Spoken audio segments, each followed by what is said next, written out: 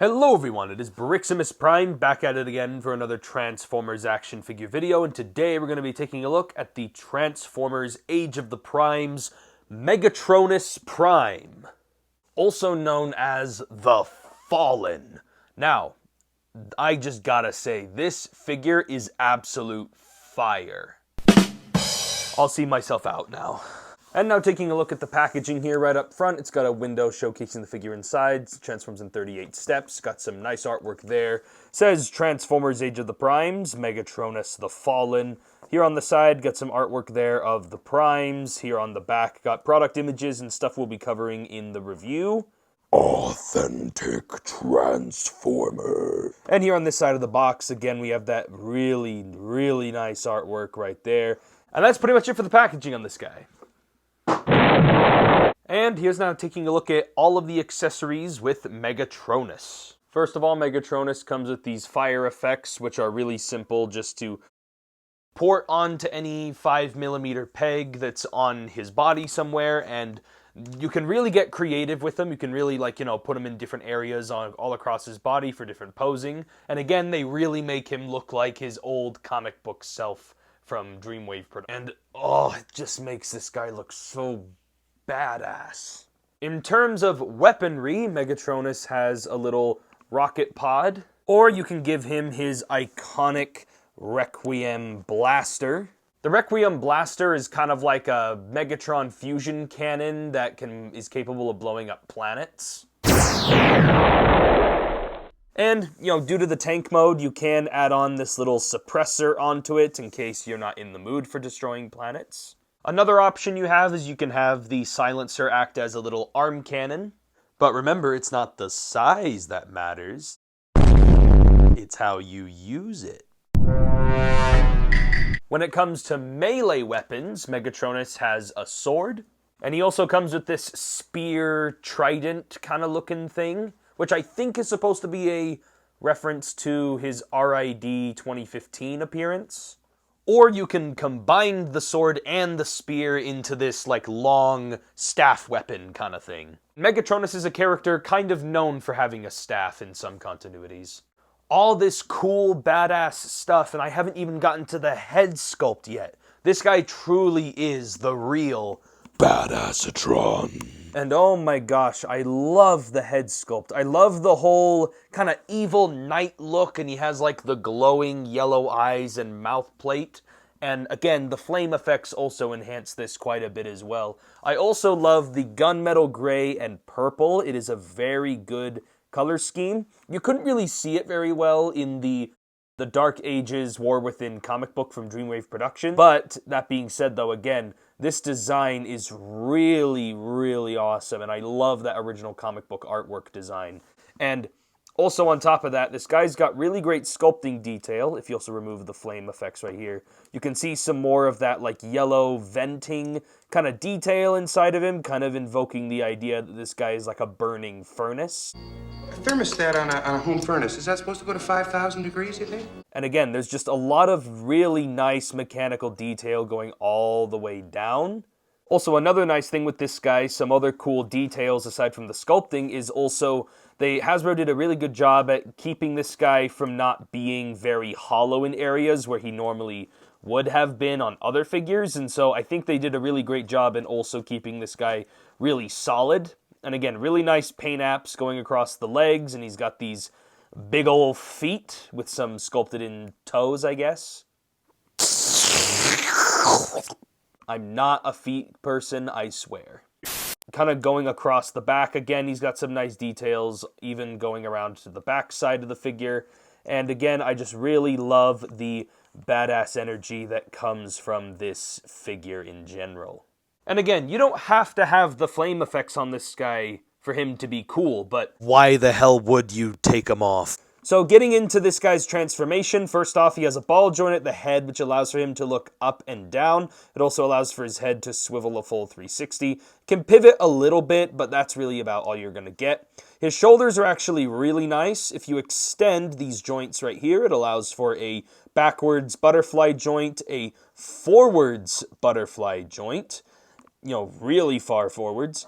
And then this also allows for some a lot of range in shoulder articulation, moving in and out. He does also get a nice bicep swivel over 90 degrees of bend at the elbow. He does also get wrist swivel as well as opening fingers. And then this guy does have a waist swivel, which feels really nice, by the way. Nice and snug. That's what she said. The hip skirts can move out to the side, which can allow for him to get a really wide kick. He can also kick back that far. He can kick forward really far. And then he does get a thigh swivel, a knee swivel, not just at 90 degrees of bend at the knee. His ankles can move up and down, and he can have a lot of range of ankle pivot. The only problem is this ankle joint moving forward and back is a little bit loose. So if you don't pose it right, at least on my copy, he tends to fall over. Oh no, he has fallen. Hasbro really went all out when it came to engineering this figure.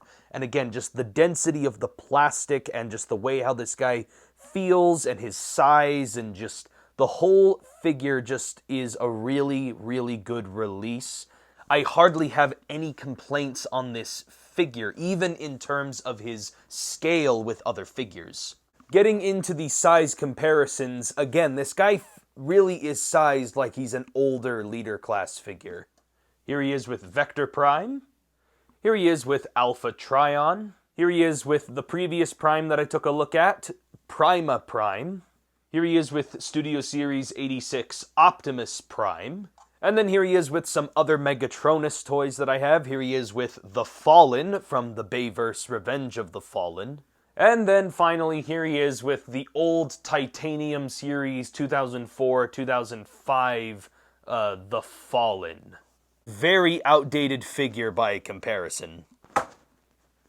I've fallen, and I can't get up! Shut up, Grandma! Because of how good this figure is, something I also really need to emphasize is, even if you are considering getting this figure, Just do it!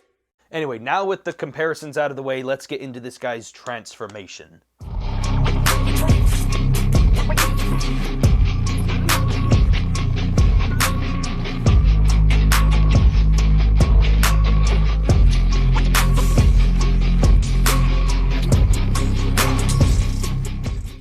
And once you got some of those flame effects back onto him... Hey, that's pretty good.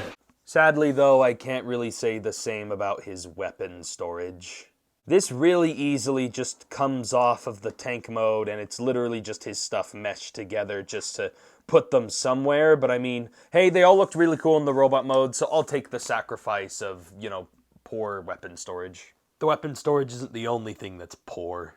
A lot of details on here are carried over from the robot mode, but there are some really cool details that are also really present and put on display here in the tank mode especially that also look really nice.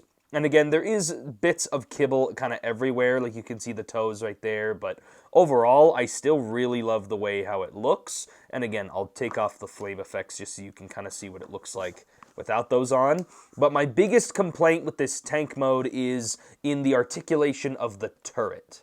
So the turret can rotate from side to side, that's great, and it can hinge up and down, that's also great, but these forearms don't really hook into the Requiem blaster all that well. So as you try and rotate it upward, these arms just kind of move around independently, and the barrel can move independently, and also it's not helped by the fact that these tabs connecting in for transformation are not some of the strongest, so it keeps on, clicking out and hinging backwards, and these bits don't really hook anywhere, and so it just ends up being kind of a mess for this upper turret.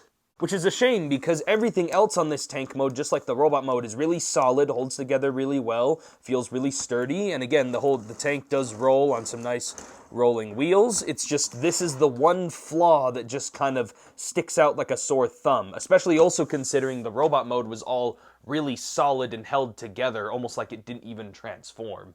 And now for vehicle mode comparisons. Here he is with Vector Prime, Alpha Trion. Here he is with Prima Prime. Again, be sure to check out that review if you haven't seen it. Optimus Prime. Here he is with Revenge of the Fallen, and I didn't even bother finishing transforming him, but you wouldn't have known that if I didn't say anything, now would you? Trash! And then here he is with the tank of the Titanium series, the Fallen. Anyway, that is basically it for the comparisons. And that is basically it for my review on the Transformers Age of the Primes, the Fallen, or, Megatronus. And I absolutely adore this figure. Like, just flat out, I love this figure. I did pay slightly over retail for this guy, and even then, I still do not regret buying this figure at all. This is a very, very good Transformers action figure. Again, I mentioned it all throughout the review.